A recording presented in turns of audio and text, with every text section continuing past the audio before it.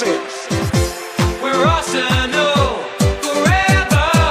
We are Arsenal. Run to Wembley. We love Arsenal. Oh yes. We are Arsenal. Can't stop us. We're Arsenal forever. Tony Adams, Ray Parlour.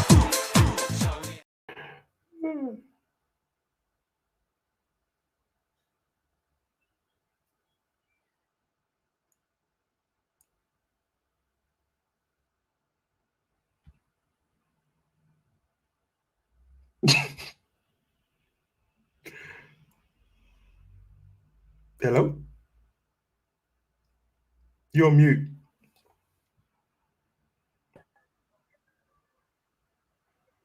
Hello, welcome to GunnerKing's Court.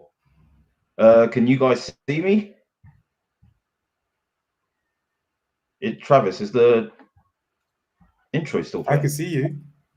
Oh yeah, sorry. Welcome guys to GunnerKing's Court. I hope all is good. We are getting ready for the England game. It's coming home. So, you know, we're just going to go through the latest transfer stories. Travis, it's great to have you on today. Do you want to introduce yourself Finally, Travis has come back to FTV Football. I'm here to entertain and explain as best as I can. And you know, it's going to be a great show. Let's go. Let's go indeed. But yeah, no, it's really good to have you on. Good to have a fresh set of eyes and ears on the transfer stories that we're going over. So let's get straight into it. I think, yeah, the first story that we want to look at, which really has been occupying a lot of people's space and time today. 90 Minutes have reported that Arsenal are reportedly prepared to spend nearly 250 million on at least 5 new signings this summer. Show me the money. Wow. I mean, what are your thoughts? You know, if this is true, I'm just gonna, you know, I normally have my trusted news guys, you know, Charles Watts, the usual guys, but David Ornstein. But if there's an element of truth to this is fantastic news. My only concern is, do we trust Edu and Arteta with that much money? And my gut feeling right now is absolutely not. Absolutely not. They can't be trusted. Based on the signings they made over the last 18 months, they are the wrong people. They're not qualified. They lack the experience, knowledge, and know-how to get the players in to get us back into a winning position. Not even like a championship challenging position. I mean, to the top 4. I mean, Willian, how has that been so far? It hasn't worked out great. So I'm a bit reluctant to celebrate this 250 million to these amateurs, basically. Yeah, I think there was a lot to unpack there, but I think, yeah, look, it's encouraging. I don't know how much to read into it. Could it be a PR stunt? Season ticket sales around the corner, you know, the takeover bid, everything that happened last season that transpired, you know, that's what a lot of people are angling towards. What I would say, though, is with the trusting sources, I'm with you. Obviously, the Davidsons, the Hegars, the AFC Bell, those guys, you know, like try and go to those where possible. But if you're a buying club and your intention is to spend big, I mean, this wouldn't even be information that you would want privy to the market. Absolutely not. I mean, that's literally where, you know, that's literally getting your pants pulled down territory, you know, like where everyone sort of is rubbing their hands together, thinking that you've got a war chest that you're sat on. So I think there's 2 ways I look at that. One, it's unlikely that if they were going to leak this information, that they would do it through those sources. They probably would be a bit more unofficial just to keep the fans on board, but not too in everyone's faces. Yeah. The clubs, because now they can just kind of revert to it being, it's just a journalist being speculative, right? They can kind of remove themselves. Absolutely. It could be a clever ploy in that respect. The other bit that you said about Edu, the Kronk, and Arteta spending the money. Yeah, look, I think I agree to a degree. They have made some bad signings. But I think last window they were very hamstrung with what they actually had in terms of finances, and I think there was a stipulation that they had to get rid of a set number of players before they bought one. We got rid of 8 in total, and a lot more left in January as well. There was the Ozil situation. There was COVID. There was a lot of things that I think I don't want to excuse what were some bad decisions, but obviously a lot going on there as well. I think, looking at who we're being linked with, I don't know if you would agree, but I feel a lot more encouraged with the players that we're linked with, that we're very close to. Yeah, the caliber as opposed to last year, where not only that, things were being done at a very snail-esque pace, whereas now you're looking at the first week, wrapping up things, personal terms being done, players getting sold, funds being made available. It seems quite proactive. It has been. What I will say is I'm not surprised by the caliber of player that we're actually going for, because if you've looked over the last 3 or 4 transfer windows, we have been going for these caliber of players. I mean, Aubameyang is that caliber of player. Pepe is that caliber of player. We've been paying big money for that caliber of player that some of the quote-unquote bigger clubs would traditionally go for. So over the last 4.5 years, we have been spending money. But have we been spending that money correctly? Like I said, it was £57 million. Like, I think this isn't a shock to me to see us linked to Ben White for 50 million or to Maddison for 60 million, because we have been going for these type of players. But they've always stopped at those type of players. So we've made one marquee signing. So if there is an element of truth with this 250 million, I negotiate and do contracts from my day job. And I would never let the person know how much I have to spend. That's just a bad business decision. So if there is an element of truth, which I don't think there is, purely because historically, these are the tightest billionaires you will ever see. I mean, they are so cheap. It's a shame. It's a shame. I just can't imagine them open up the checkbook and say, you know what? You finished 8th. We believe in you so much with that 8th and no trophy. We're going to give you 250 million. Let's back you because you brought us nothing so far, but let's back you even more. But I do not trust these guys. And I think it comes down to if the owners feel like they have to do it for the fans, because there is a lot of backlash, there is a lot of animosity. I don't think it will be to that extent. I mean, what I wanted to say about, obviously we've been linked to the caliber of players, but I think you kind of touched on it there. It would be like 1 or 2. Let's look at the Pepe window when he came. You know, Pepe was the marquee signing, and then the rest was stocking fillers. So I think it's very easy to gloss over. You know, like, this is what people say. Yeah, Arsenal have spent a lot of money in the last 5 years, and if you look at the last 5 years, that's right. But usually it's just one half decent signing and 2 or 3 stocking fillers every summer. You know, like, whereas this is a proposed transfer budget for 5 players. You know, so I mean, if you split that, that's 50 million per player that it could be. Whether they spend more or less on one or the other, it remains to be seen. But that's a clear difference, and I felt that that's what we've needed for some time. We've been biting the bullet on that, living on borrowed time, that this squad cannot get by on 1 or 2 players and then add in the next summer and add in the next summer, because other clubs are adding 4 or 5 in one hit, like say Chelsea last season. And then by the time those 1 or 2 have bedded in, it doesn't matter because we're even further behind what we're trying to chase. So absolutely. And the big thing comes down to a lot of these other clubs generate money from player sales, and that's been absolutely non-existent at this club for the last 5 years. I mean, apart from the Oxlade and Iwobi sales, which we generated a lot of income from, generally we sell at a loss, because we buy high, we sell low over the last couple of years, and that has to change. We had an opportunity. This is again a testament to Arteta and Edu to sell Maitland-Niles at 25 million, a great opportunity to move him on. They missed the boat on that one. He's going to go for a lot less this season. Again, the same with Martinez. He was the superior keeper. We probably could have got slightly more for Leno, more experienced international And we probably, if we sold him, we probably could have got more than 20 million, but we sold the wrong keeper. So why on earth should we trust these guys? And I know I keep bringing it back to them, but it's a lack of faith in the direction we're taking as a club. What saved this man's job, both of them, is the excellence of our academy. And I think they would have excelled. I think we have generational players in this youth academy, generational players.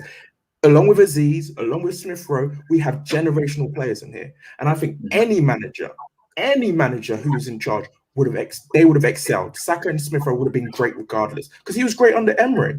He was great under Emery. I mean, we were calling out for so long, play Smith Rowe, play Smith Rowe. You could just see the guy is a baller. And we had to wait till December to see his brilliance. And did he go anywhere after that? No, but I think what we need to look at as well, in terms of like whether or not we buy into the process and Edu, like this, like just looking at the face value of this kind of investment in this squad, is 100% not only needed, but about 2 or 3 years too late. Yeah, you know, if you finish 5th, where we could have gone on from there with this level of investment at that time.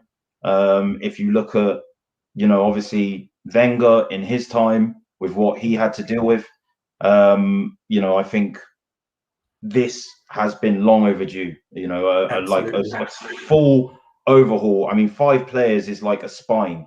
You know, I think it's a goalkeeper, a right back, a centre midfielder, a number 10, and there's talk of maybe a striker and a cover at left back as well, which they might find interesting solutions for. You know, that's the way I see it.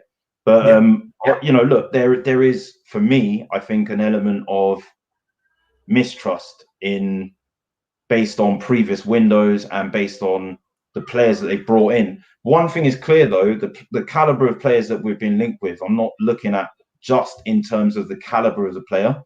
I'm looking at no Chelsea rejects, number 1, and I'm looking at the age of the players that they're looking to bring in, number 2. And number 3, they're looking to bring in some Premier League proven players. For example, if I was to say the last Premier League proven player that we bought that was either 27 years or younger was Danny Welbeck from Manchester United. So every other Premier League proven player that we've bought has been either a Chelsea reject or in the age of their career where they're expected to be winding down, not with their best years in front of them. And then obviously no resale value. Yeah, exactly. So I think even if some of them don't necessarily work out in the way they might imagine, I think they would hold their value better if you're looking at the age. But also, you know, these a lot of them are players. You know, Ben White, Basuma, they've proven it in the Premier League at lesser teams, right? At the same lesser team. But so I mean, you know, it's only likely to assume that around better players, better training facilities, you know, better coaching system, etc., that they're going to improve. Yeah, you know. Should we have a look at some of the other transfers? Yeah. Let's look at them. Just on that note, the first ones I also want to look at, because I do think that figure might include funds raised from player sales. So that makes more sense. Yeah, I think that makes a lot more sense. I don't think it's going to be 250. I don't think it's going to come from Stan Kroenke's pocket. Obviously, we had the loan, and I think player sales will supplement that. And yeah, like Watford, as you mentioned, and Southampton are potentially weighing up making moves for Ainsley Maitland-Niles as early as next week. Can I just say what you said about maybe not getting the 25 million expected from them? 2 clubs in, you know, that could always engage a bidding war. But yeah, what are your thoughts on that transfer or potential transfer out in general? Well, I think it was time for him to move on. I think he should have probably been moved on last season. I always liked him. I don't know if you guys remember, but 2 years ago he played in midfield against Manchester United, and he had an outstanding game. And I thought so many times this season where I thought we need a more dynamic central midfield player, someone who's more box to box, someone who has more mobility, because the reason we was undone so many times is because of the lack of mobility of Danny and Xhaka. They're just too slow. As I always say, slower than Windows 95. And people just glided past them. It was effortless. Our defense was exposed time and time again because of their lack of mobility. I think that's why they're letting Xhaka go. And I think he had his time and he had so many opportunities to almost prove himself at Arsenal. And I think it's time for him to move on. And I think he had one game at right back where he had a pass percentage of 64%. I don't know if you remember that game. I can't remember who it was against, but his passing was atrocious. And I was like, the audacity of this man to want to play midfield. If you can't pass from defense at that rate, how dare you? How dare you? So I think it's the right time. What about you? What do you think? I think that's weighed in. That's weighed in massively to why we want to sell him. And you know what? I really wish. Obviously, I can't motivate a player, or I can't speak for their motivations. But I really wish he had been willing to play right back this season. Because if you look at the tail end, you know, like he's a much better right back than Suarez, and it's not even his position. So he would have played, and he can play as a fullback on either flank. You know, when Tierney's been injured, he would have got game time. He would have got game time there. And I think it's interesting because he came back from West Brom. He played a lot of games there. And even well, I watched 3 or 4 games, and he played really well. I have to give him his credit. Even Sam Allardyce advised him. Even Sam Allardyce advised him that if I was you, I wouldn't. You know, I don't want it for want of a better term. Beggars shouldn't be choosers. You know, he said, you know, you're a big club.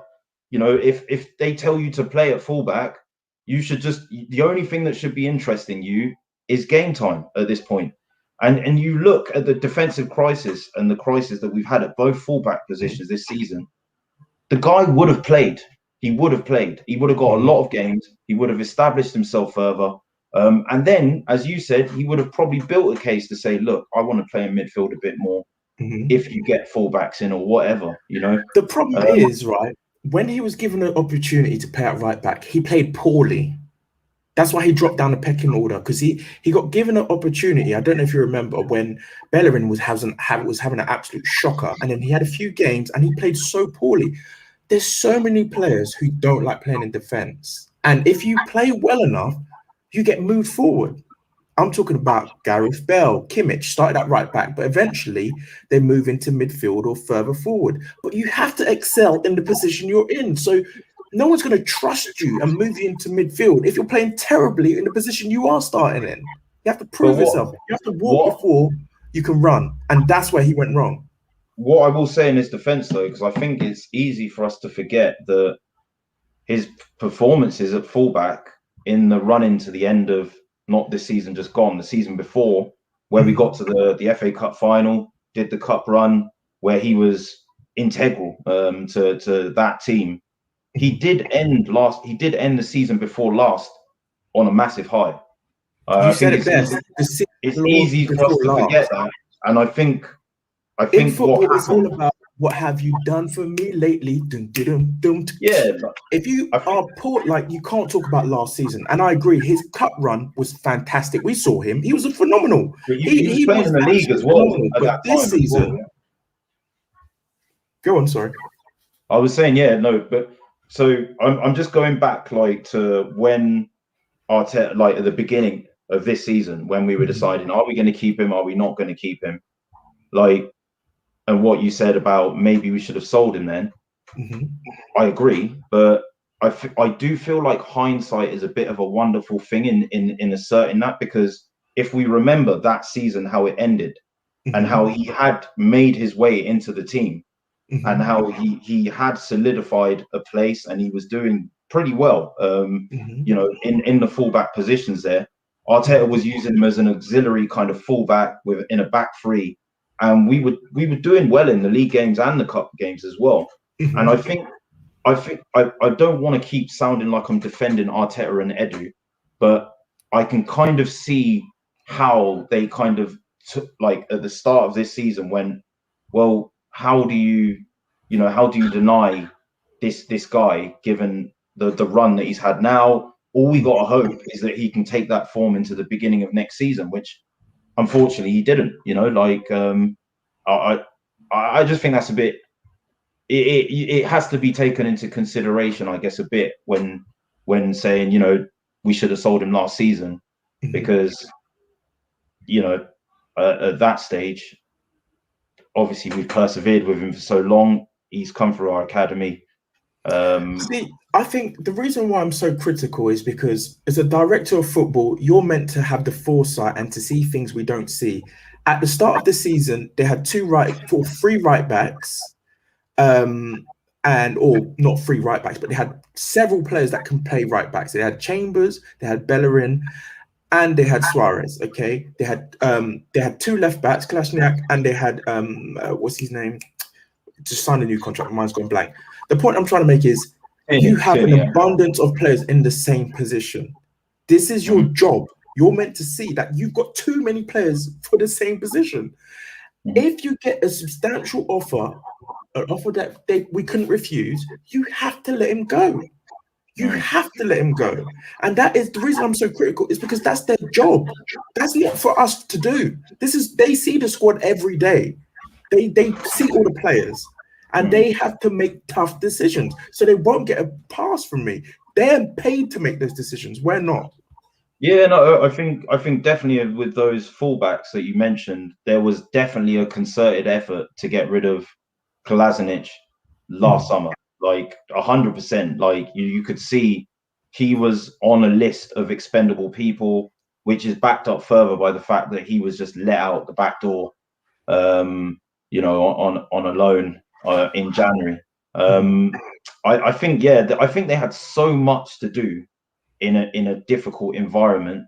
It was probably too much for them, and I don't look at Edu and Arteta. I think that's too easy, because these guys have never carried out the roles that they are being hired to do. And who made that decision? The owner of the club. So I think. For me, I just find it a completely futile exercise to be like, we're getting what we should expect from guys that have never been in these jobs in one of the biggest clubs in world football. Agreed. I agree. There's definitely shortcomings, but those should have been expected. I don't want to use that buzz phrase that they shoved down our throat last season, but. Yeah, but if you look at it as a process, two guys that had no managerial experience or experience in a technical director capacity are brought into a massive football club, told to do that. Not only do it in a club that's massive, that is well run and that is on sound footings, but on a club that's not been well run for the past decade and is in the mud in terms of like players that are there on exorbitant contracts, two ones that you need to move on, some that are aging, all the other stuff as well. But I think we could have got rid of him. We should have got rid of him last season. But I do think with these two clubs being in together, I think we'll get there or thereabouts, 15 to 20 million. I think. I think what sort of value do you think we'll fetch for them?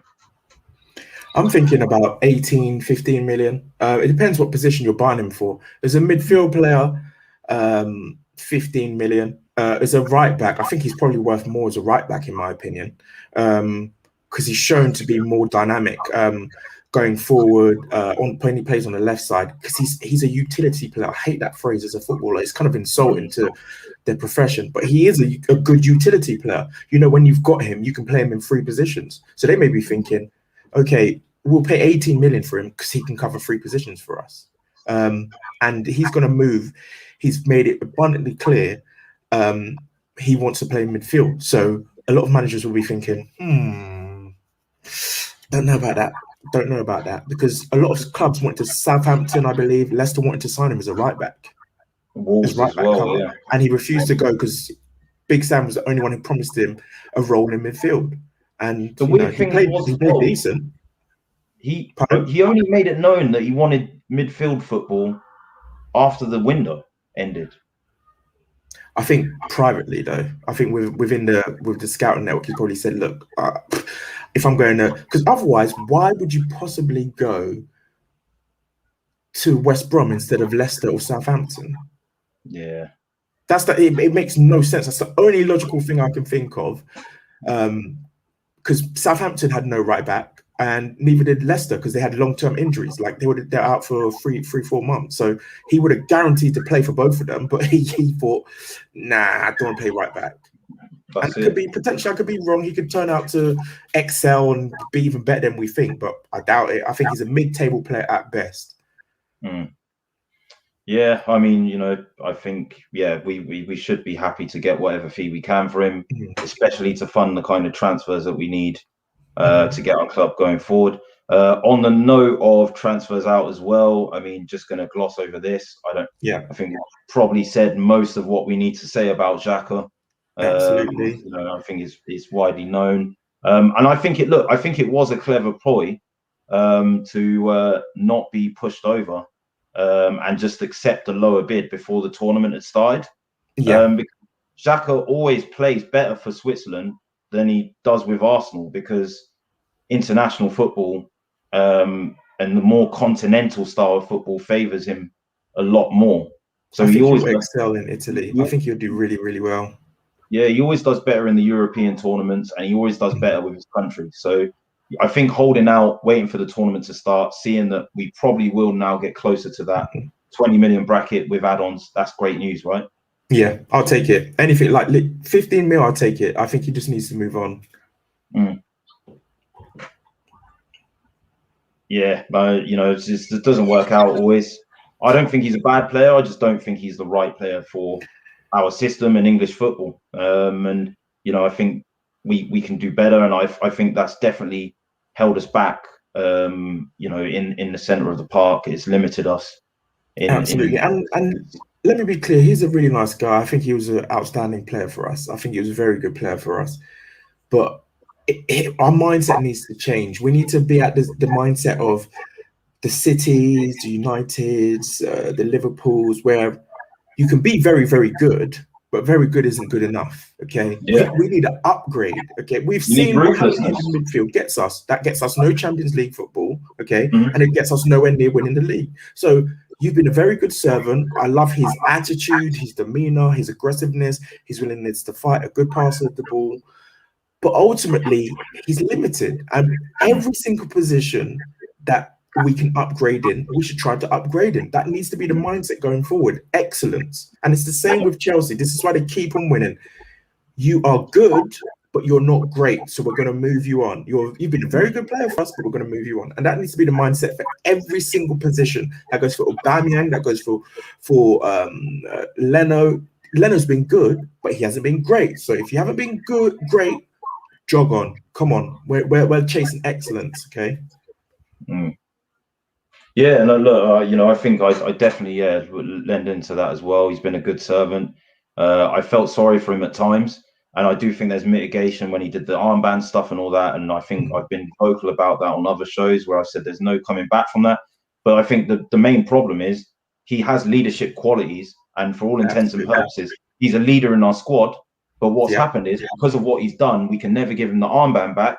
And now the armband's been had into Aubameyang, and now the byproduct of having a good player who now, by virtue of default, is being made a captain, and now has the pressure of being a good captain and a good player, but when he's trying to rediscover his form, it's too much for Aubameyang. So we need to.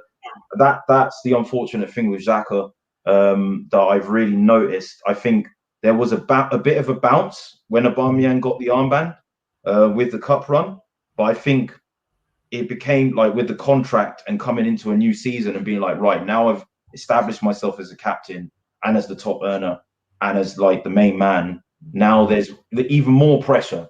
And I think if Xhaka had remained the captain at that time, it would have been a lot easier for him. Absolutely. My thoughts. But yeah, moving on to the next story that we've got here. Camavinga. So yeah, reports are that Eduardo is pushing for this transfer. Now, look, I think there's legs in the story in the sense that we want him and it will go in for him. I think it's more likely he will go to another club that is a bit more stable at the moment. But what I've heard is that the size of the club isn't everything. What he's interested in, being the tender age of 18, is development, and therefore game time. So that might make Arsenal an attractive proposition to him. He's got until the 28th of June to decide on it, whether or not he renews his contract. So I'm hearing that he'll be available for as little as, like in the 40s. He's 18 now. I don't know if you saw the PSG game when he was 16, when he absolutely destroyed them. Like, it was not even a joke how, like, he put a stamp on that midfield. He was getting fouled at the end of it because they just could not handle him. And as I was saying earlier in our chat, the difference between him and, say, someone like a Guendouzi is he wasn't rising to the bait, getting up, trying to get in people's faces and fighting people. The guy was just getting up and getting on with his business. And what I just want to tie that in with what you were saying about upgrades, because obviously we've been discussing Guendouzi. It should apply to that, right? Guendouzi has been good. Has he really been excellent? Yes, he's young, so you have to give him a bit of license and leeway. But listen, if selling Guendouzi is going to get me someone like that, why try? First thing I'll say is I've seen a kid. He's exceptional. I watched the French league. It's one of my favorite leagues to watch, actually. He's been exceptional for the last two and a half years. What a talented player! Unlimited potential. First thing I'll say: come to Arsenal, be career suicide. Don't do it. If I was his agent, I just wouldn't do it. We're a club in a decline. The English league is a step too far right now for him. He's still young. He's like 18 years old. I would stay in the French league, dominate there, go to a big club over in France, maybe Lille or PSG, dominate for this 3 or 4 years, and then move over to, because it's a tough proposition. We've seen some of the most talented young players come across to England and look average, and just struggle. I mean, before Olivier Giroud came over to England, he scored 25 goals.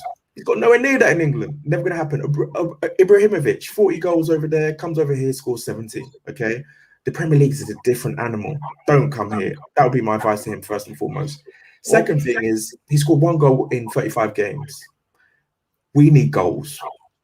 We need goals. I think this is the biggest thing what we need from our midfield. We need a Maddison role, an offensive midfield player that scores goals. We can't have 2 goals from midfield again. Okay, and if you've got Partey, you've seen him shoot. We've all seen him shoot. Lord God, we don't need any more of that. Camavinga is a similar mold. Plays deep, great. He can do a bit of everything, but he lacks the goals and the assists. And I think right now that is not what Arsenal needs.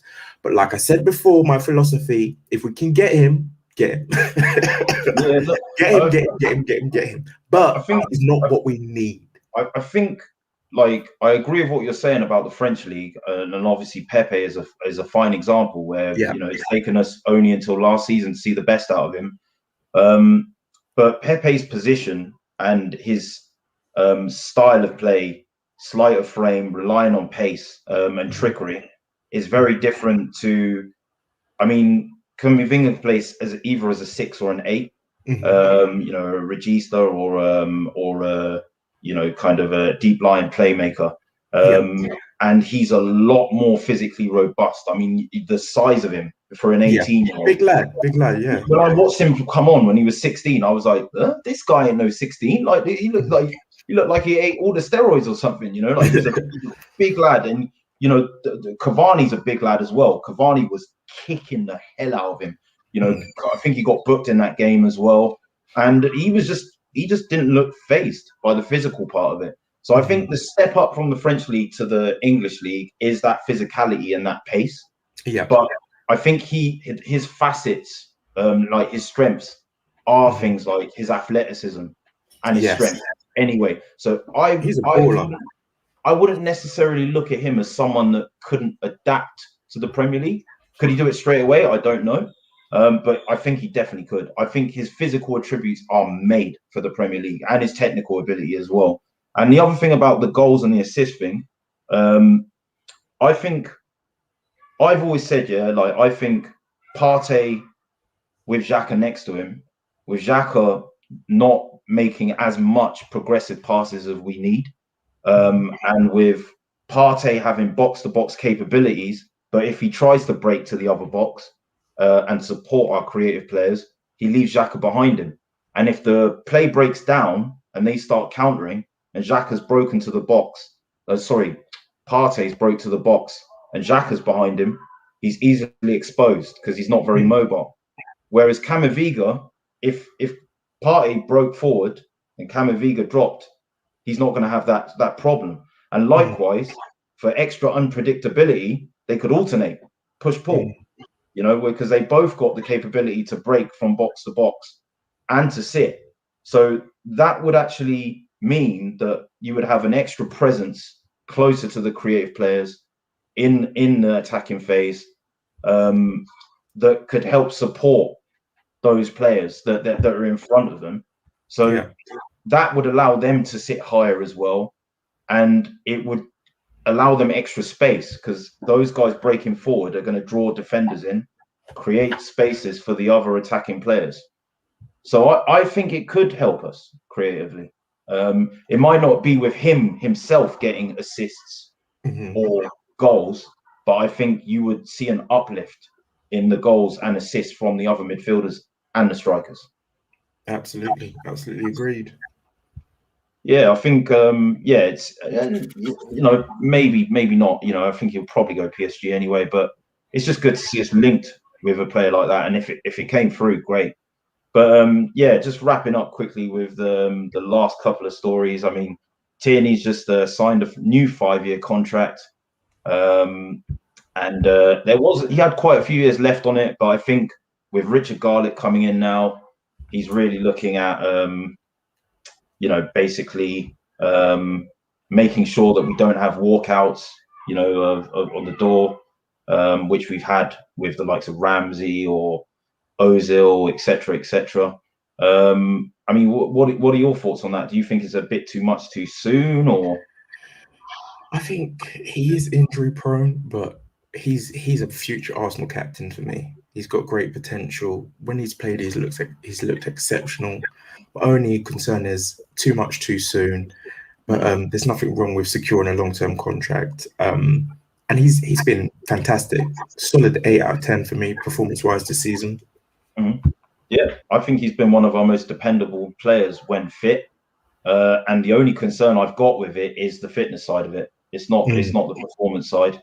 Versatile as well, has filled in a back three as an auxiliary centre back as well as a full back. I think he can play as a wing back as well. A bit further forward if you're playing with a back three with no kind of wide players in midfield. He can do it all. So I'm happy, and maybe it might be a bit too much too soon, but I think also there's a message behind that look, we're not letting players walk out the door anymore. We're holding on to our best players. And I think in part the fans need to see that, man. It's just been annoying to see some of the guys walk out that have. But look, I think the game's going to start. So there's a few more stories that I was going to run, but I think what we'll do is wrap up for today because it is coming home. And let's go. It's coming home. It's coming. We're coming home. So it's been really good to have you on, Travis. I've got a guest, a good friend of mine, coming on Monday. So I mean, if you fancy coming on again or any day next week, it'd be good to have you on. Yeah, absolutely. It's been fun, man. We need to do it again. Dip my foot in. Obviously, family life and all that good stuff. But yeah, let's do it, man. We've got lots to talk about, so let's make it happen. That's it, man. And the news is coming thick and fast at the moment. So it'll be good to have you on. When the time is permitting. But guys, it's been good to have you on. Everyone, don't forget to hit the like button, and also smash those likes. We will catch you up soon. It's coming home. Let's go, England. Come on, England.